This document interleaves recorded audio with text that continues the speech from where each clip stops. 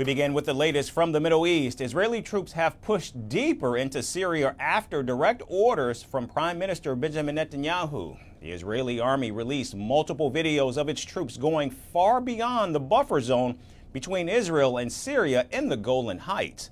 Along with the ground incursion, Israel continued with its airstrikes across Syria.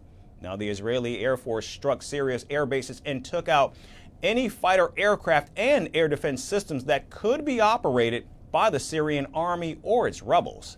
Netanyahu said Israeli troops will remain deployed in Syria throughout winter. He also added that Israeli troops were operating in Syria to prevent jihadists and Iranian forces from filling the power vacuum left in Syria after Bashar Al-Assad's ouster.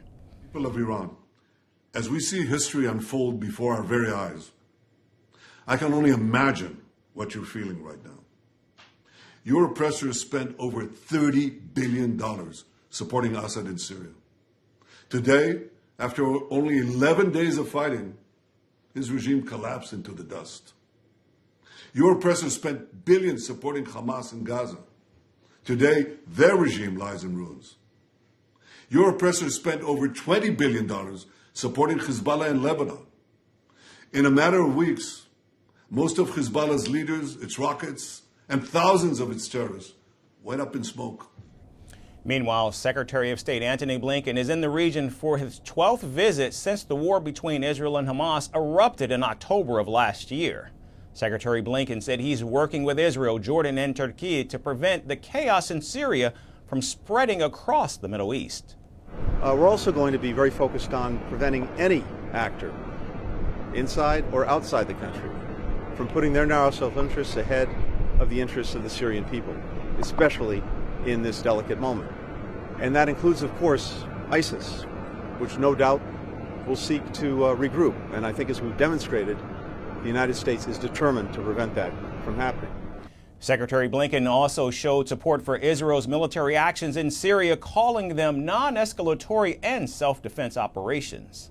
And the Israelis have been clear about what they're doing and why they're doing it.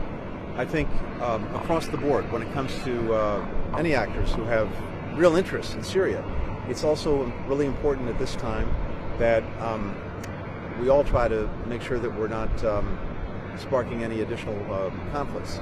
That's also an important objective.